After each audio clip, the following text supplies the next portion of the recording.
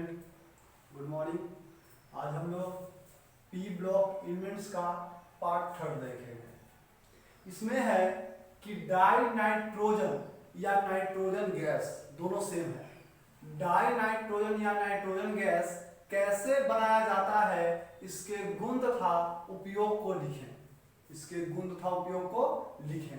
अब die nitrogen या nitrogen gas पूछे, अगर नाइट्रोजन यदि नाइट्रोजन का संकेत पूछे तो N बोलिएगा, अगर नाइट्रोजन का सूत्र पूछे तो N2 बोलिएगा। अगर नाइट्रोजन का संकेत पूछे तो N और सूत्र पूछे तो N2। ऐसे आप लोग को पता होगा कि परमाणु संख्या कितना होता है, इसका 7 होता है। संरचना की बात करें तो इस प्रकार से जो है संरचना जो है ये बनाए रखता है नाइट्रोजन।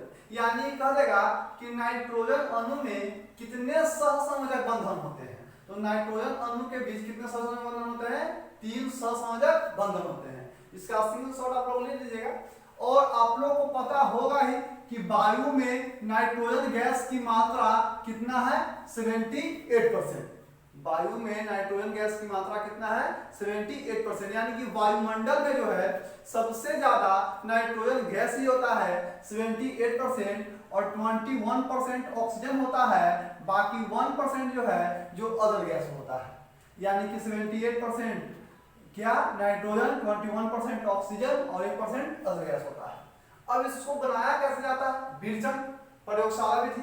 एक बात याद रखिएगा कि अगर ऑक्सीजन 1 है तो हाइड्रोजन 2 लेना है, तब 1H2O बनेगा। अगर ऑक्सीजन 2 है तो हाइड्रोजन 4 लेंगे तो 2H2O बनेगा।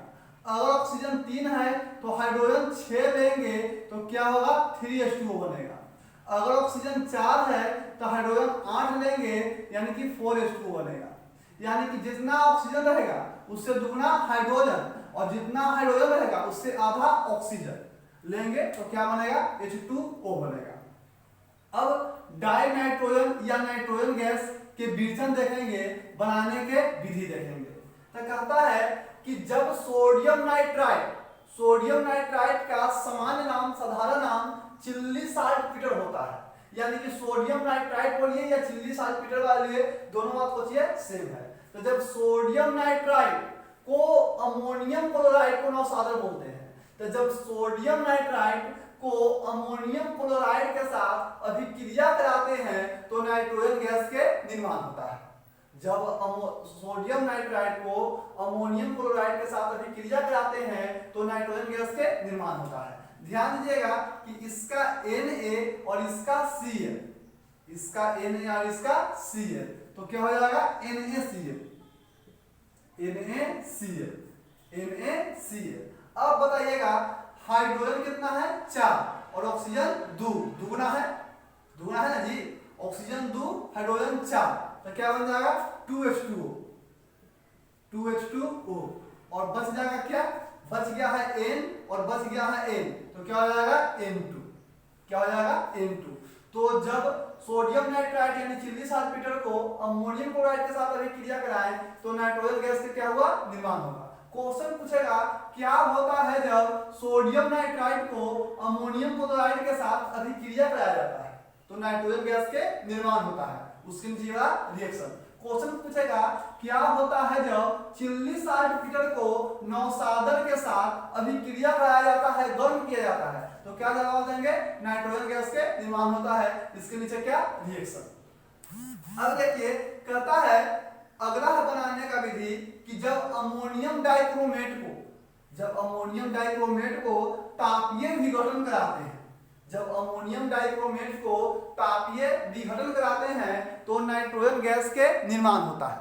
जब अमोनियम डाइक्रोमेट को तापीय विघटन कराते हैं तो नाइट्रोजन गैस के निर्माण होता है। अब जैसे कि देखिएगा यहाँ हाइड्रोजन 4 दूना 8, नाइट्रोजन 2 है, क्रोमियम 2, ऑक्सीजन 7 है। अब बताइए कि यहाँ पर 4 दूना 8 हाइड्रोजन है। हाइड्रोजन कितना है? 8। तो 8 हाइड्रोजन को कितना ऑक्सीजन चाहिए? आधा ना, तो 4 ऑक्सीजन लेगा। 4 ऑक्सीजन लेगा तो देखे तो 8 हाइड्रोजन यहां से 4 ऑक्सीजन लेगा तो क्या हो जाएगा? 4H2O। अब यहां बच गया है क्या? बच गया है Cr2, यहाँ तो 4 ऑक्सीजन चल गया है तो ऑक्सीजन कितना बच गया है 3, तो Cr2O3। अब बच गया है कौन सी नाइट्रोजन 2, तो नाइट्रोजन 2। तो जब अमोनियम डाइक्रोमेट को तापीय विघटन कराते हैं तो नाइट्रोजन गैस के निर्माण होता है। क्वेश्चन पूछेगा क्या होता है जब अमोनियम डाइक्रोमेट को तापीय विघटन कराते हैं, तो क्या जवाब देंगे नाइट्रोजन गैस के निर्माण होता है। इसके नीचे रिएक्शन लिख देंगे, ठीक है। आगे कहता है कि जब सोडियम एंजाइड या बेरियम एंजाइड, जब सोडियम एंजाइड या बेरियम एंजाइड को क्या करते हैं तापीय विघटन कराते हैं तो नाइट्रोजन गैस के निर्माण होता है। सिंपल, Na को अलग कर दीजिए और N2 को अलग कर दीजिए, नाइट्रोजन गैस के निर्माण हो गया। क्या करेंगे Ba को अलग कर देंगे और N2 के अलग कर देंगे, नाइट्रोजन गैस के निर्माण हो गया। तो जब सोडियम एंजाइड या बेरियम एंजाइड को तापीय विघटन कराते हैं तो नाइट्रोजन गैस के निर्माण होता है। क्वेश्चन पूछेगा क्या होता है जब सोडियम एंजाइड को तापीय विघटन कराते हैं, तो क्या जवाब देंगे नाइट्रोजन गैस के निर्माण होता है। आप नाइट्रोजन गैस है तो आप इसको ऐसे भी लिख सकते हैं, गैस है तो गैस के रूप में बन के उड़ जाएगा, ऐसा भी कर सकते हैं, कोई दिक्कत नहीं है। कहेगा क्या होता है जब बेरियम एंजाइड को तापीय विघटन कराया जाता है तो क्या कहेंगे नाइट्रोजन गैस के निर्माण होता है। बात किया जाए प्रॉपर्टीज का, बात किया जाए प्रॉपर्टीज का, बात किया जाए गुण का, बताइएगा कि यह वायुमंडल में जो है, यह जो है वायुमंडल में 78% है, यानी कि पूरा वायुमंडल पर कब्जा इसी का है लगभग। अब 78% इसका है तो हम लोग को नाइट्रोजन नजर आता है कि ई कलर का नाइट्रोजन है, ऐसा तो नजर नहीं आता है। चाहे इसका कलर नजर आता है कि सुन रहे हैं नाइट्रोजन नजर धमक रहा है, ऐसा तो नहीं होता है। चाहे एकदम जीव निकालते तो ऐसा तो नहीं कि स्वाद आता है कि नाइट्रोजन लग रहा है, ऐसा लग रहा था तो तुम्हें जीव निकाल के नाक सूंघते रहता, मुंह फाड़ ले रहा था, इस प्रकार से होता। तो इस प्रकार से नहीं होता है। तो ना तो इसका रंग होता है और ना ही इसका गंध होता है और ना ही इसका स्वाद होता है, यानी कि रंगहीन रंग सेहीन, गंधहीन गंध सेहीन, स्वादहीन स्वाद सेहीन होता है। और कैसा है गैस है, क्या है गैस है। कहता है कि यह जल में अविलेय होता है, यह जल में न घुलता है न मिलता है, अघुलनशील होता है।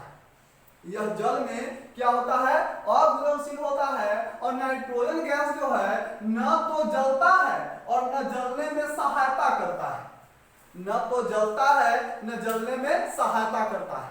कैसे बोलता है न खाएंगे न खाने देंगे, न पढ़ेंगे न पढ़े देंगे, वैसे यही कहता है न जलेंगे न जलने देंगे, न जलेंगे न जलने देंगे। तो इसी प्रकार से इसके प्रकृति में दो समस्थानिक होते हैं, आइसोटॉप्स जो है जो दो होता है, एक नाइट्रोजन 14 और एक नाइट्रोजन 15। समस्थानिक क्या होता है जिसका परमाणु संख्या समान होता है और द्रव्यमान संख्या अलग अलग होता है, वही ना समस्थानिक होता है। तो इसके दो समस्थानिक होते हैं। कहता है कि यह हाइड्रोजन से भी क्रिया कर, यह हमारे कौन नाइट्रोजन, नाइट्रोजन जो है जो हाइड्रोजन से भी क्रिया करके अमोनिया गैस के निर्माण करता है। कौन गैस के अमोनिया गैस के निर्माण करता है। नाइट्रोजन जो है जो हाइड्रोजन से भी क्रिया करके कौन गैस के निर्माण करता है अमोनिया गैस के निर्माण करता है। कौन गैस के अमोनिया गैस के निर्माण करता है। इस प्रकार से बैलेंस हो गया। कहता है कि यह उच्च ताप पर, बहुत उच्च ताप पर ऑक्सीजन से भी क्रिया करके, उच्च ताप पर ऑक्सीजन से भी क्रिया करके नाइट्रिक ऑक्साइड का निर्माण करता है। कौन ऑक्साइड नाइट्रिक ऑक्साइड। यह उच्च ताप पर ऑक्सीजन से भी क्रिया करके नाइट्रिक ऑक्साइड का निर्माण करता है। और यह कहता है कि धातु से भी क्रिया करके नाइट्राइड का निर्माण करता है। अगर इसका ट्रिक टाइप में देखिएगा तो बताइएगा Al के 3 होता है और N के 3 माइनस होता है। Mg के क्या होता है 2 प्लस होता है और N के 3 माइनस होता है।